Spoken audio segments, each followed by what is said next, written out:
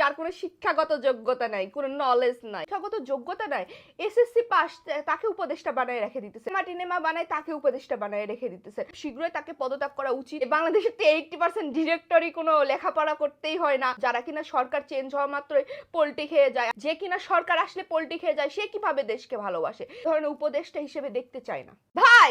যে কিনা এসএসসি পাশের লোক, সে আবার ডিরেক্টর, সে আবার সিনেমা তৈরি করে।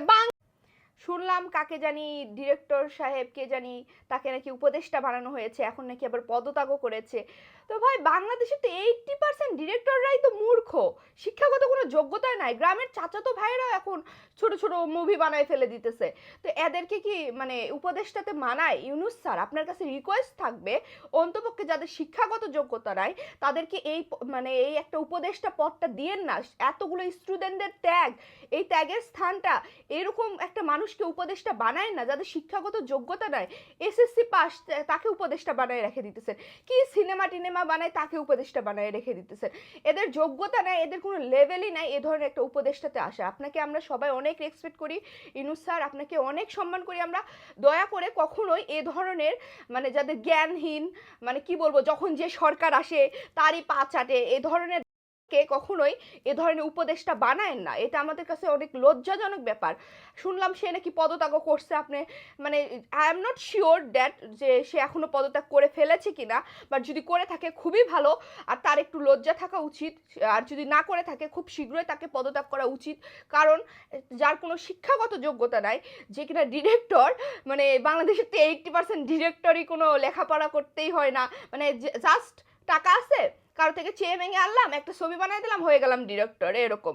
তো এই ধরনের ব্যক্তিকে সবসময় আমাদের কাছে এই ধরনের উপদেশটা এগুলো থেকে দূরে রাখা ভালো, যারা কিনা সরকার চেঞ্জ হওয়া মাত্রই পল্টি খেয়ে যায়। আমরা তো দেখছি, আমরা কি দেখি নাই সে কি দলে ছিল, কি করছে, কোন দল আসলে কি করে না। কখনোই এই ধরনের উপদেশটা পদে রাখা যাবে না। সে কখনো দেশকে ভালোবাসতে পারবে না। যে কিনা সরকার আসলে পল্টি খেয়ে যায়, সে কিভাবে দেশকে ভালোবাসে? যে করে বেড়ায় সে কখনো দেশকে ভালোবাসতে পারে? কখনোই না। এরকম মূর্খ মানুষকে কখনোই আমরা এই ধরনের উপদেষ্টা হিসেবে দেখতে চাই না। শাপলা চত্বরে হাসিনা এই হুজুরদের উপরে কি করছে সেটা আমরা সবাই জানি। আর সেই সময় এই এসএসসি পাশের এই উপদেষ্টা যে হয়েছে না, এই যে এসএসসি যোগ্যতা, সে কি করছে আমরা সবাই খুব ভালো করে জানি ভাই।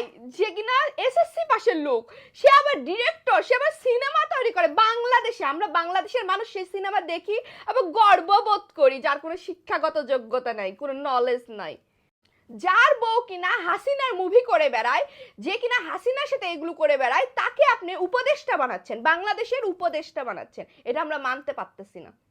ঢাকা ইউনিভার্সিটি স্টুডেন্টরা, আমরা প্রাইভেট ইউনিভার্সিটি স্টুডেন্টরা, সব স্টুডেন্টরা আমরা আন্দোলন করছি এই দেশের জন্য, এই দেশের ভালোর জন্য। কোনো আমরা এসএসসি পাশে ডিরেক্টরকে উপদেষ্টা হিসেবে দেখার জন্য আমরা এই আন্দোলন করি নাই।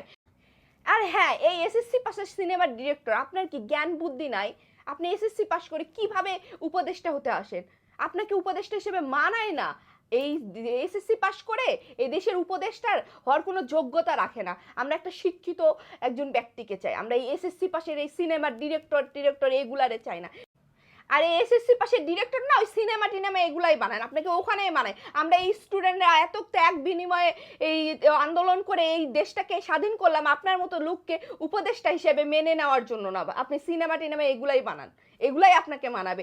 এই দেশ চালাতে আইসেন না, এটা আপনাকে দ্বারা সম্ভব না। আর আপনাকে এখানে মানায় না, সবচেয়ে বড় কথা হচ্ছে আপনাকে এখানে মানায় না। শিক্ষাগত যোগ্যতা ছাড়া এসএসসি পাশের এই সিনেমার ডিরেক্টর ওইখানে মানায়, এই দেশ হিসেবে মানায় না, দেশের উপদেষ্টা হিসেবে মানায় না।